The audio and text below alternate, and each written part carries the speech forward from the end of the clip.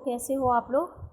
आज मैं आपको अगला चैप्टर देश रत्नम डॉक्टर राजेंद्र प्रसादा, ठीक है, डॉक्टर राजेंद्र प्रसाद, जिन्हें कि आप लोग सभी लोग जानते होंगे कि राजेंद्र प्रसाद जी कौन थे, तो उनके बारे में मैं आपको बताने जा रही हूँ। आप लोग इसको ध्यानपूर्वक सुनेंगे, ठीक है। और अगर बच्चों चैनल को सब्सक्राइब नहीं किया हुआ है तो मैंने चैनल का यहाँ लिंक दिया हुआ है, deep study with Deepti Tiwari. जब आप इस चैनल को सब्सक्राइब कर लेंगे तो आपको सारी वीडियोस मिलती रहेंगी, जो भी मैं आगे वीडियोस बना रही हूँ आपको आसानी से मिल जाएगी, ठीक है। तो आज मैं देश रत्नम डॉक्टर राजेंद्र प्रसाद जी के बारे में बता रही हूँ, उसे सुनिए। देश रत्नम डॉक्टर राजेंद्र प्रसादा स्वतंत्र भारतस्य प्रथमः राष्ट्रपति आसीत्। देश के रत्न डॉक्टर राजेंद्र प्रसाद स्वतंत्र भारत के प्रथम राष्ट्रपति थे। तस्य कार्यकालः प्रायः 10 वर्षन्यः आसीत्। उनका कार्यकाल 10 वर्ष का था, यानी 10 साल तक उन्होंने शासन किया। तस्मिन् समये देशस्य उत्तमा प्रगतिरासीत्। उनके समय में देश की उत्तम प्रगति थी, यानी देश ने बहुत प्रगति की। डॉक्टर राजेंद्र प्रसाद से जन्म 1884 ईस्वीये यानी 1884 ईस्वीये दिसंबर मासस्य तृतीय दिनांके बिहारस्य सारणमण्डले जिरादेई ग्रामे अभवत्। डॉक्टर राजेंद्र प्रसाद का जन्म 1884 ईस्वी में दिसंबर महीने की तृतीय दिनांक यानी कि 3 तारीख को बिहार के सारण मंडल में जिरादेई ग्राम में हुआ था, ठीक है। इनका जन्म कहाँ हुआ था? बिहार के सारण मंडल जिरादेई गांव में 3 दिसंबर 1884 ईस्वी को हुआ था। शिक्षाया प्रारंभ कालता एव एसो अतीव मेधावी आसीत्। शिक्षा के प्रारंभ काल से यानी शुरुआत से ही यहाँ अत्यंत मेधावी थे, बहुत ही बुद्धिमान थे। 1900 ईस्वीये एंट्रेंस परीक्षायाम एषः संपूर्णे कोलकाता विश्वविद्यालये प्रथमं स्थानम् अलभत। इन्होंने 1900 ईस्वी में एंट्रेंस परीक्षा में संपूर्ण कलकत्ता विश्वविद्यालय में प्रथम स्थान अलभत प्राप्त किया। सा MA ML परीक्षो अपि सर्वप्रथमं स्थानं प्राप्तवान। उन्होंने MA और ML परीक्षा में भी सर्वप्रथम स्थान प्राप्त किया। सर्वे तस्य योग्यतया विद्वत्तया च मुग्धा आसन। सभी उनकी योग्यता से विद्वता से मुग्ध थे। शिक्षां समाप्य सः आदौ कोलकातायां ततः पटना नगरे उच्च न्यायालये अधिवक्ता अभवत्। शिक्षा को समाप्त करके वह प्रारंभ में कलकत्ता में, उसके बाद पटना नगर के उच्च न्यायालय में अधिवक्ता हुए। अधिवक्ता यानी कि वकील हुए। अधिवक्तृषु तस्य प्रतिष्ठा उत्तमा धनार्जनम अत्यधिकम च आस्ताम। अधिवक्ता के पद पर उनकी प्रतिष्ठा थी और उन्होंने उत्तम धन को प्राप्त किया। परंतु महापुरुषाणाम जन्म आत्मसुखाय न भवति। महापुरुषों का जन्म अपने सुख के लिए नहीं होता है। महापुरुषास्तु सर्वेषां सुखाय हिताय च जीवन्ति। महापुरुष तो सभी के सुख और हित के लिए जीवित रहते हैं। 1917 ईस्वीये बिहारस्य चंपारणे गांधी महोदयः आंग्ल शासनं विरुद्ध आंदोलनं प्रारब्धवान्। 1917 ईस्वी में बिहार के चंपारण में गांधी महोदय ने अंग्रेजी शासन के विरुद्ध आंदोलन को प्रारब्धवान शुरू किया। तदा राजेंद्र महोदय तस्य शिष्या अभवत्। उसके बाद राजेंद्र महोदय उनके शिष्य हुए।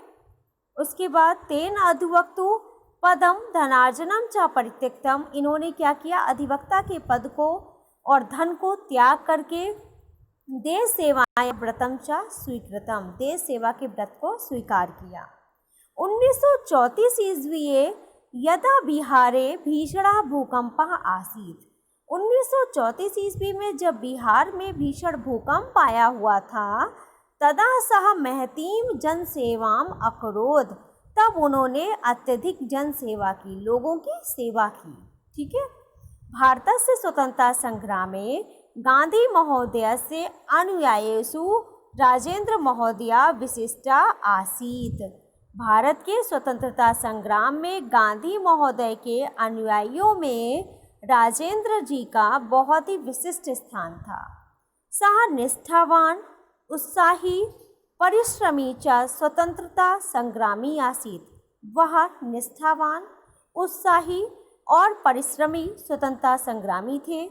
1921 ईस्वी से असहयोग आंदोलने, 1942 ईस्वी से भारतम मुंच आंदोलने, अन्येषु स्वतंत्रता आंदोलनेषु च सः बहुवारं कारावासम अपि असहयत्। 1921 ईस्वी में असहयोग आंदोलन में, यानी असहयोग आंदोलन कब चलाया गया? 1921 ईस्वी में। और 1942 ईस्वी में भारतम मुंच आंदोलन, भारत छोड़ो आंदोलन में और अनेक स्वतंत्रता आंदोलनों में इनको अनेक बार कारावासम यानी कि जेल जाना पड़ा, जेल की पीड़ा सहनी पड़ी। 1947 ईस्वी यदा देशः स्वतंत्रो अभवत्। 1947 ईस्वी में जब देश स्वतंत्र हुआ, तदा राजेंद्र महोदय प्रथमा खाद्य मंत्री अभवत्। जब देश स्वतंत्र हुआ तब राजेंद्र जी प्रथम खाद्य मंत्री हुए। तथा सा देशस्य प्रथम राष्ट्रपति पदम च अलंकृतवान। और उस समय इन्होंने देश के प्रथम राष्ट्रपति पद को सुशोभित किया। 28 फरवरी 1963 दिनांके तस्य देहावसानम अभवत्। 28 फरवरी 1963 दिनांक को उनका देहावसान यानी उनकी मृत्यु हो गई। ठीक है। देशस्य सर्वोच्च पदे स्थित्वा अपि तस्य मनसि अहंकारा न आसीत्। देश के सबसे ऊंचे पद पर स्थित होकर भी उनके मन में अहंकार नहीं था। सा देशस्य अनेकाः भाषा जानाति स्म। वह देश की अनेक भाषाएं जानते थे। जनैः सह तत् क्षेत्रीय भाषया सहजतया भाषते स्म। लोगों के साथ में वह उनकी क्षेत्रीय भाषा को आसानी से बोलते थे। तस्य विनम्रतया आत्मीयतया च सर्वे प्रभाविताः भवन्ति स्म। उनकी विनम्रता से और आत्मीयता से सभी प्रभावित होते थे। नमन्ति फलिनो वृक्षा नमन्ति गुणिनो जना इत्युक्ति तस्मिन् सिद्धा भवेत्। यानी फलते हुए वृक्षों को नमस्कार करो, नमन्ति गुणिनो जना, गुणी लोगों को नमस्कार करो यानी उनकी वंदना करो। इस प्रकार की उक्ति को उन्होंने सिद्ध कर दिया और सिद्ध होना भी चाहिए। राजेंद्र प्रसाद स्वभावेन सरला मधुरभाषी च आसीत्। राजेंद्र प्रसाद जी स्वभाव से सरल और मधुरभाषी थे, मीठा बोलते थे। सा भारतीय संस्कृते प्रशंसकः संवर्धकश्च आसीत्। वह भारतीय संस्कृति के प्रशंसक और उसको बढ़ाने वाले थे। सरलम जीवनम उच्चा विचारा इत्येतस्य सा प्रत्यक्षम उदाहरणम आसीत्। सरल जीवन और उच्च विचार इस प्रकार उनका प्रत्यक्ष उदाहरण थे वो।